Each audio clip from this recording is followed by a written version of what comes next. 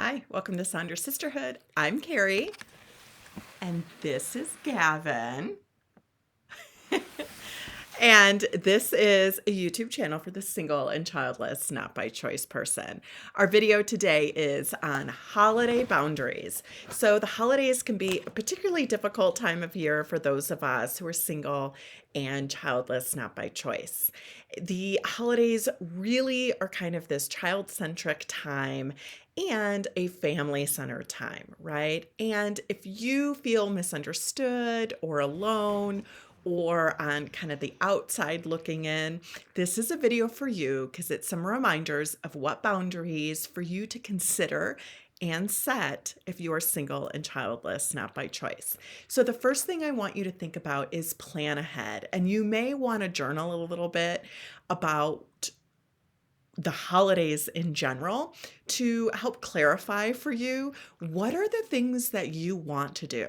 What do you like to do this holiday season? A lot of us who are single and childless, not by choice, we just kind of go with the flow and go along to get along with what's ever happening around us, right? It kind of feels like we just have us to worry about. And so we're just going to do what others are doing to kind of keep the peace, particularly if you're avoidant or a people pleaser, right? The other thing is it can sometimes feel like, what's the point of doing things if it's just me? And I really want to challenge that assumption this year. So think about what are the specific holiday things that you enjoy doing? Maybe it's going around and looking at the different lights. Maybe it's watching a specific movie. Maybe it's going to a specific attraction or having a specific type of meal or drink. Set aside time to go do that. Actually put it on your calendar, plan around it, and really focus in on it as something that you're doing for you. The other thing that planning ahead can help you do is you can decide which events that you want to do, right? Which ones fit in your budget and which ones kind of help enhance or create peace and joy versus are things that you do because you get invited, you feel like you should go, but in all actuality, you hate them. And when you're done with it, it makes you feel like crap about your situation in life. This year, we're saying no to those things, no matter what they are. If you are engaging in things that don't make you feel good to the point where you have a trigger response, you feel like your mood takes a nosedive, it's okay to say no to those things. There are definitely, I think, for many of us, things that we do that actually end up making us feel awful or really anxious. So, this is your permission to say no to those things. You may want to practice how you say no to those things, particularly if you've never done that before. And maybe you say something like, thank you for the invitation. Thank you for thinking of me. And that's just not going to fit my holiday schedule this year. But I appreciate your consideration, right? It's something that's kind of vague. It sets a firm response and it doesn't invite somebody to kind of challenge where you're at. It doesn't mean that they won't challenge it, but it doesn't give them sort of that in. Maybe you want to be honest with them, right? And say, thank you for thinking about me. And this event can feel really triggering for me and really difficult. And so, in order to kind of preserve my peace, I'm going to say no this year. Thank you for thinking of me, right?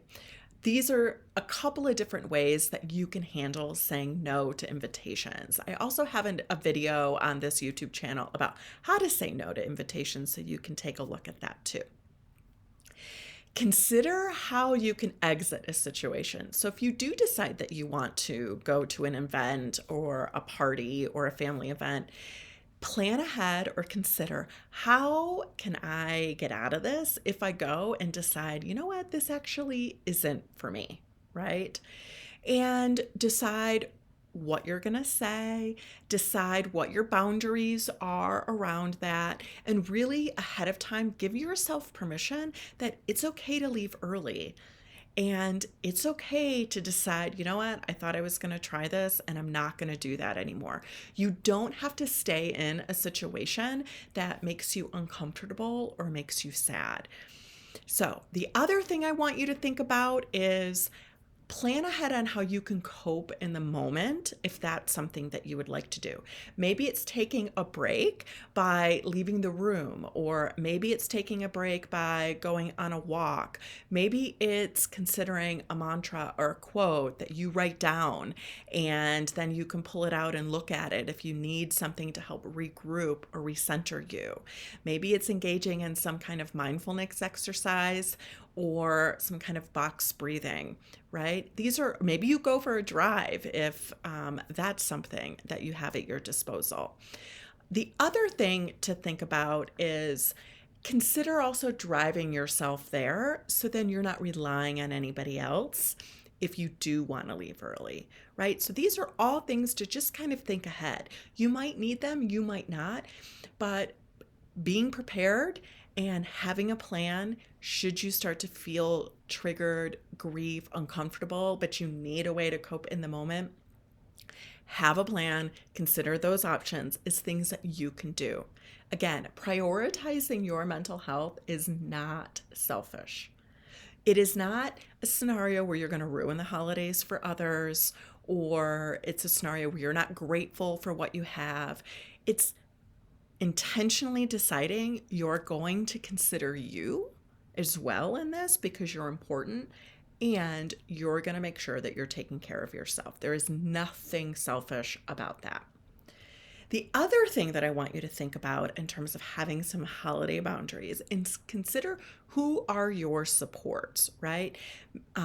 And getting some supports around you during this tricky time. Maybe it's joining a group. Maybe you have supportive friends or family, and it may be a good idea to kind of let them know that, hey, I really could use some a little extra support this time of year. Maybe you join an online support group if that's more accessible to you. Maybe you just follow some accounts, right, that might be speaking sort of to your feelings and your experience and validating what you're going through. Sonder Sisterhood is a YouTube channel you can follow. There's also Instagram account related to that. Childless Collective is an online, really robust support group that you can look at as well. Facebook also has some childless, not by choice support groups. And if you're open to that, but feeling a little anxious around it, many of those also give you the option of posting anonymously. So there is kind of a level no matter where you're at. If you haven't engaged in these communities before, I really strongly would encourage you to consider doing that, particularly around the holidays. Again, if you want to do so anonymously, if you just want to look and absorb versus kind of stepping in and sort of actively verbalizing and engaging, actively listening is participation, okay? So consider accessing some supports through that mechanism if you feel like you don't have those in-person supports. If you don't feel like you have family and friends that can support you in this way, you're not alone in that, okay? So I don't want you to get a lot of negative self-talk, berating yourself for not having those supports. This is a really unique experience in terms of what we verbalize, and you are not alone. So remember, you're not alone, even if it feels like you're alone in the room. So I want you to plan ahead, consider your needs this holiday season, and then set your holiday boundaries appropriately. For more videos for the single and childless person, follow Sonder Sisterhood and hit subscribe.